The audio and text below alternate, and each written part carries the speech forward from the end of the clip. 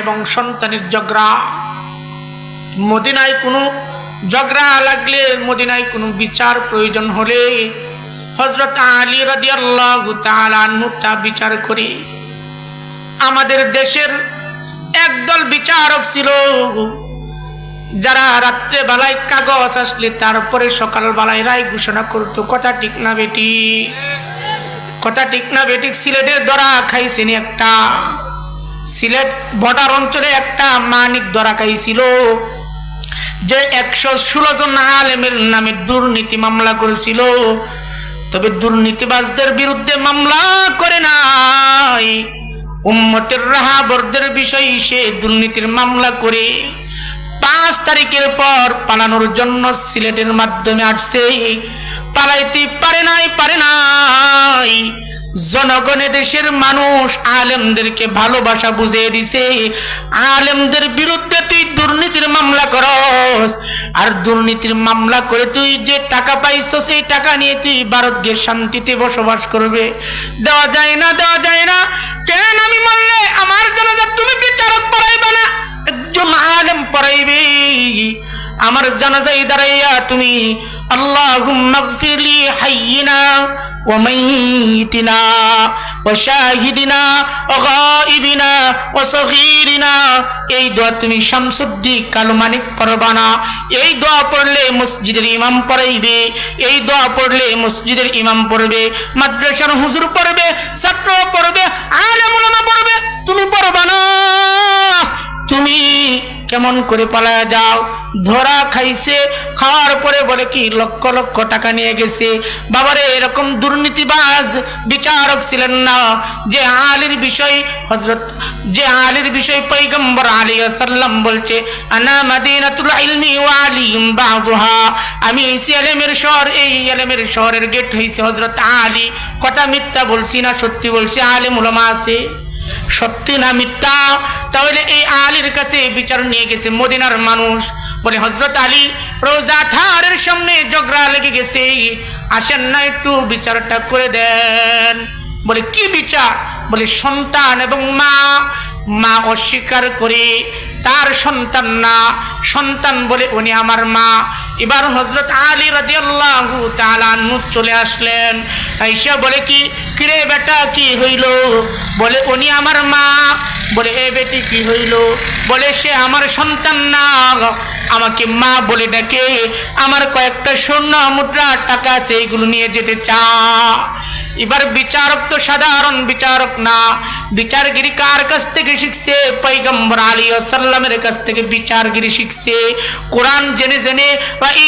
বাবা আমি আপনার সন্তান, হাসান হুসাইন আমার ভাই, জান্নাতের সর্দারনি আমার মা হযরত খাদিজাতুল কুবরা রাদিয়াল্লাহু তাআলা আনহা আমার নানি, আমার নানা হইছে সরকার দু আলম নবী, দুজাহানের বাদশা সরকার দু আলম নবী হইছে আমার নানা। নাই নাই নাই, কোনো চিন্তা আমার নাই। এই মুহূর্তে যদি পৃথিবীর কোনো মানুষ আমাকে জায়গা না দেয়, পৃথিবীর কোনো মানুষ যদি আমাকে খাবার না দেয়, আর আমার যদি মৃত্যু হয়ে যায়, এখন আমার কোনো চিন্তা নাই। কিয়ামতের কঠিন ময়দানে আমি আমার নানার হাত ধরে হাসতে হাসতে আল্লাহর তৈরির জান্নাতে চলে যাব। তাহলে কবি বলে কি জান্নাত সে দুজখ সে ইয়া রব কিয়া করু, জান্নাত সে দুজখ সে ইয়া রব কিয়া করু। আমি জান্নাত জাহান্নাম দিয়ে আমার কি লাভ? জান্নাত দিয়ে কি লাভ, জাহান্নাম দিয়ে কি লাভ যদি আমার মাওলার সাক্ষাৎ এবং মাওলার বিধান না পাই? দুনিয়া কামাই করার জন্য তো সব কিছু করলাম, তবে তোমার মাওলাকে পাওয়ার জন্য এমন কি আমল করছো? তোমার কি চিন্তা হয় না? কবরের কথা কি তোমার স্মরণ আসে না? দেখো না তোমার বাড়ির পাশে তোমার বন্ধুর একটা কবর আছে, দেখো না তোমার বাড়ির পাশে তোমার দাদার কবর আছে, দেখো না তোমার বাড়ির পাশে তোমার দাদার বাবার কবর আছে। কথা ঠিক না বেঠিক? জোরে আওয়াজ দিয়ে বলবেন কথা ঠিক না বেঠিক? তোমার বাড়ির পাশে কতগুলো কবর, কবরের সামনে দিয়ে যাও, কিন্তু চোখের পানি আসে না। কেন রে বাবা চোখের পানি আসে না? জান্নাতের সার্টিফিকেট পাওয়া ব্যক্তিরা পর্যন্ত কবরের পাশ দিয়ে কান্না করছে। হযরত উসমান রাদিয়াল্লাহু তাআলা আনহু, যিনি আল্লাহর পয়গম্বরের মুখ থেকে শুনছে উসমান ফিল জান্নাহ, আলী ফিল জান্নাহ, তারা তো জান্নাতের সার্টিফিকেট পেয়েছে। তারা কবরের পাশ দিয়ে গেলে কান্না করতে করতে, ক্রন্দন করতে করতে চোখ দিয়ে দাড়ি ভিজে যাইতো। কিন্তু তুমি আমি কবরের পাশ দিয়ে যাই, কানের মাধ্যমে হেডফোন লাগানো থাকে, মোবাইলের মাধ্যমে রিংটোন দিয়ে গানটা বাজায় বাজায় যায়। বাবারে, এই কবরের মাধ্যমে তোমারও যাইতে হবে, আমারও যাইতে হবে। তোমার বাবা বিল্ডিং করে সাজাইছে, কিন্তু তোমার বাবার কবর সাজাইতে পারে নাই। বিল্ডিং করে সাজায়া বিল্ডিং এ থাকার জন্য তোমার বাবা এয়ার কন্ডিশন এসি লাগাইছে, কত দামি দামি সুপার সেট আনছে। কার জন্য আনছে? আরামায়েশে থাকার জন্যই তো আনছে ভাই, কথা ঠিক না বেটি? কিন্তু তোমার বাবা কি, তুমি কয়দিন বলছো বাবা তুমি বিল্ডিং সাজাইলা, বাবা তুমি বিল্ডিং সাজাইছ, কিন্তু এই বিল্ডিং তো তোমার চিরস্থায়ী না, ওই বিল্ডিং তো তোমার ক্ষণস্থায়ী। দুনিয়া হইছে ক্ষণস্থায়ী একটা জীবন, চিরস্থায়ী একটা জীবন হইছে জান্নাত। তুমি জান্নাত কামাই করার জন্য কি করছো? আল্লাহর পয়গম্বর বলছেন কি, একটা সময় আসবে, ওই সময়ের মাধ্যমে আমার এক শ্রেণীর উম্মত আসবে, এক শ্রেণীর উম্মত তারা উত্তম 5টা জিনিস ছেড়ে দিবে, উত্তম 5টা জিনিস ছেড়ে দিবে, উত্তম 5টা জিনিস তারা ধরবে।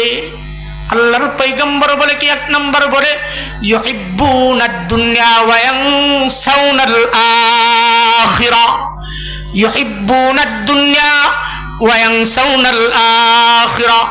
আমার উম্মতের মাধ্যমে একদল উম্মত থাকবে যারা দুনিয়া ধরতে গিয়ে আখিরাত ভুলে যাবে। আপনারা চিন্তা করে দেখেন, আপনারা দুনিয়া কামাই করতেছেন না আখিরাত কামাই করতেছেন? দুনিয়া কামাই করার জন্য তুমি নেতার মিছিলে যাইতে পারো, দুনিয়া কামাই করার জন্য তুমি শর্মের মিছিলে যাইতে পারো, দুনিয়া কামাই করার জন্য তুমি লাঙ্গলের মিছিল করতে পারো, দুনিয়া কামাই করার জন্য তুমি দানের শীষের মিছিল করতে পারো, কিন্তু জান্নাত কামাই করার জন্য কতদিন তুমি রাজপথের মাধ্যমে তোমার নবী আলাইহিস সালামের খতমে নবুয়তের চাদর হেফাজত করার জন্য নারে তাকবীর আল্লাহু আকবার স্লোগান দিয়ে তুমি ময়দানে বুকটা খুলে দিছো, করনা গুলি, কিন্তু আমার পয়গম্বর গুলি খাইতে রাজি আছি, বুলেট বুকে নিতে রাজি আছি, কিন্তু পয়গম্বরের খতমে নবুয়তের চাদর নিয়ে যারা টানাটানি করবে এদেরকে 1 চুল পরিমাণ সার দিতে পারবো না। কতদিন মিছিল করতে গেছো? দুনিয়া কামাই করার জন্য নেত্রী মিছিল করছো। কিয়ামতের কঠিন ময়দানে মা সন্তানকে চিনবে না, যে মা 10 মাস 10 দিন ঘরে রাখছে, তাহলে মনে হয় নেতা তোমাকে চিনবে? নেতা চিনবে নি তোমাকে, নেত্রী চিনবে নি তোমাকে। নেত্রীর হিসাব নেই, লাগবে টানাটানি, নেতার হিসাব নেই, লাগবে টানাটানি। কিয়ামতের কঠিন ময়দানে পয়গম্বরের সুপারিশ ছাড়া তুমি আমি জান্নাতে যাওয়া কঠিন।